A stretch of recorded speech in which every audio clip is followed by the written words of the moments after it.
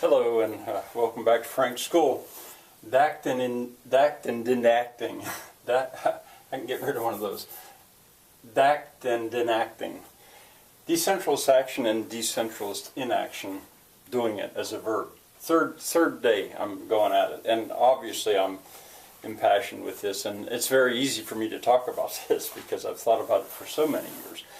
Well, let me go back to a little what I was saying yesterday about when you're conned into spending money. I said, well, I was just saying don't celebrate holidays by buying things. Well, you know, weddings, how could I not think about weddings? Boy, the amount of money that people spend on weddings.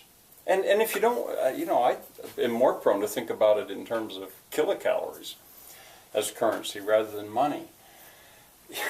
You know, what kind of a bride and groom would you be if you didn't spend $10,000 on a wedding? And funerals, that's even a harder thing. You know, these are such sensitive times in a person's lives. Funerals, so easy to offend. So, you know, how do you get around it, spend so much money? I mean, and this is age old. I mean, think of the funerals that were done in the Viking days. I mean, but they can be simple. And that, you know, nowadays in the modern world, at least here in America, the people live to be way older than they normally would. The expenditures associated with keeping them alive for those last not great years or whatever. It's real hard to think about that because this touches love and eternity. Proms, that's easier to talk about. Proms, you got to have a prom dress. You know, I'm not ready to say don't. You know, well, I should say something about Scrooge. He offends me, to tell you the truth, because Dickens. I'm not sure I've actually ever read A Christmas Carol. And Scrooge, don't be a Scrooge. You know. That's not what I'm talking about, really. I mean, enjoy with weddings. I think about that guy that earlier I talked a lot about him in the course that I sat beside him flying back from Portugal, and he told me what life was like in the little village of Metzel in Portugal, and what a wedding was like. The bride and groom walked down the street, and the whole village walked after them. They went to the church, and they got married. Oh well. Anyway. I don't think I have to go into that because I think with a little imagination you can think about people flying from all over the continent. And insurance, building codes, and banks. Well, there was a time where your insurance was your family and your community. That was your insurance. But things, of course, have changed. And now, you know, a company is not going to want to insure something if it isn't built according to code, because you don't know the person who built it. It has to do with the impersonal world of now. I mean, building codes, there was a time where you knew who built well and personally or whatever. But the thing about it is that allowed for experimentation. Now with building codes, it's become that evolutionary suicidal state where there's really one way to do it, and so many of them are ridiculous. They are absolutely ridiculous. I just built a platform down there, and I dumped stone on the ground. The ground was frozen. I dumped 1B stone on the ground, put a block on it, and put a post. It's not, you can't even really call it a foundation. The building code probably would have had me dig a hole 3 feet deep, fill it full of concrete and steel, and you know, it's ridiculous. But the two go together, and I understand that they do. And banks, a bank isn't going to loan money to buy a house, say, if the house doesn't have insurance, and the insurance isn't going to be there if it doesn't, or it's going to be difficult according to building codes. These end up wrapped together. And what do you do about it? You become an outlaw in a way. This is a bigger subject than I have time for right now. In a way, this one's kind of fun for me. Water's degrees of dirtiness. When someone washes dishes, I think about it a lot when I wash dishes.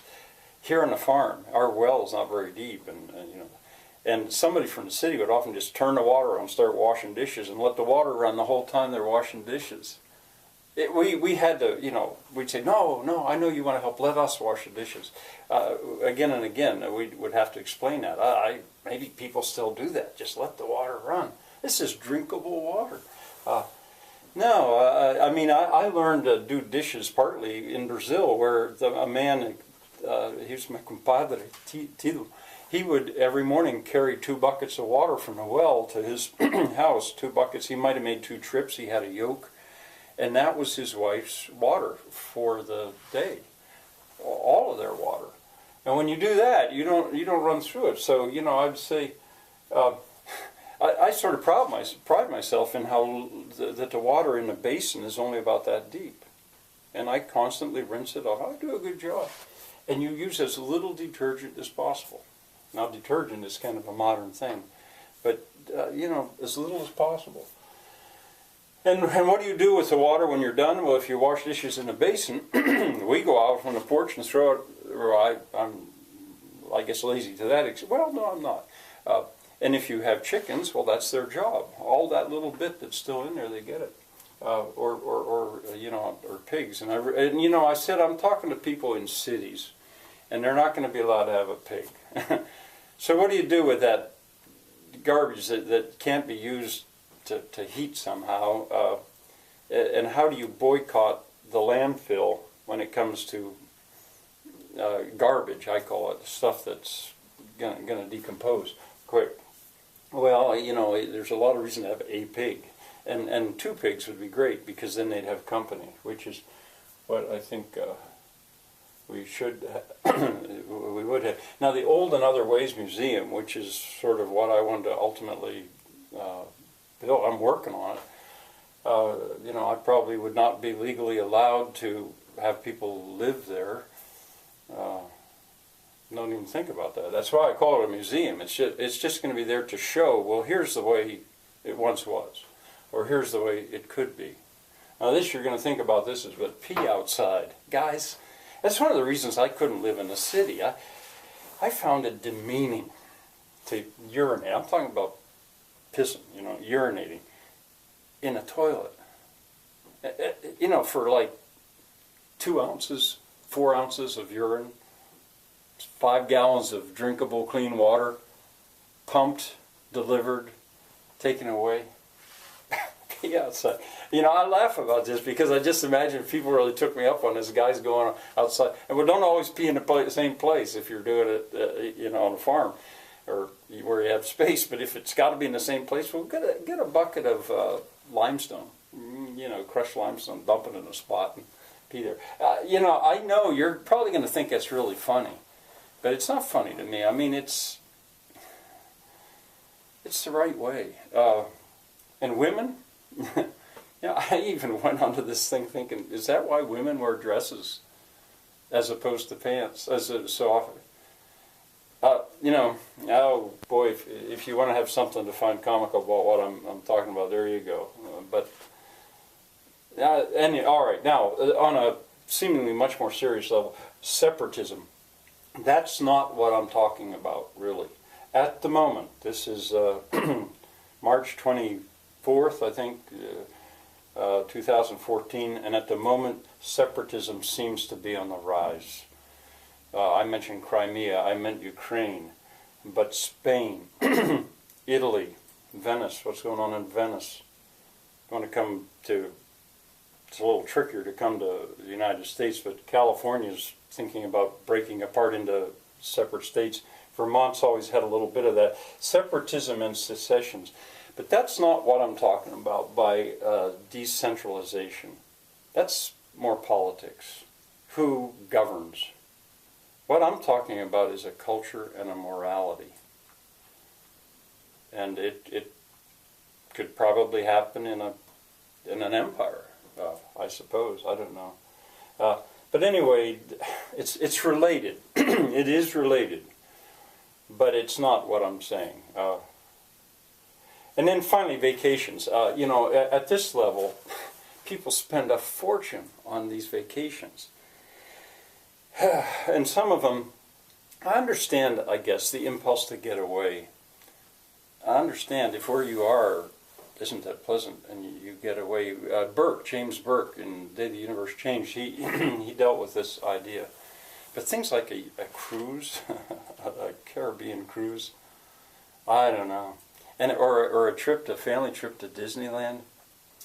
I have some real trouble with that because I think of people being seriously conned out of an awful lot of money.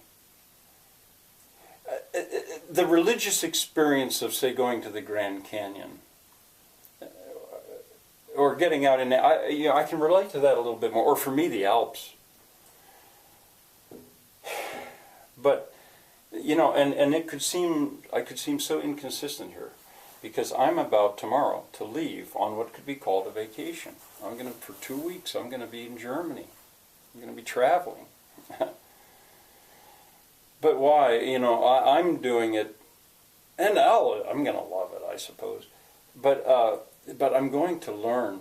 I'm going to learn and to study, and that kind of travel is not quite the same. As a matter of fact, I'm ready to say what I'm going to do over the next 2 weeks does not qualify as a vacation. No, it's going to be research, and I hope to share it with you.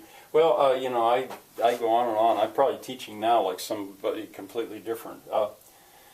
But for the time being, I will leave this, I guess. But I've spoken my piece, and for now. So I'll see you one more time before I travel, and that'll be tomorrow. Bye for now.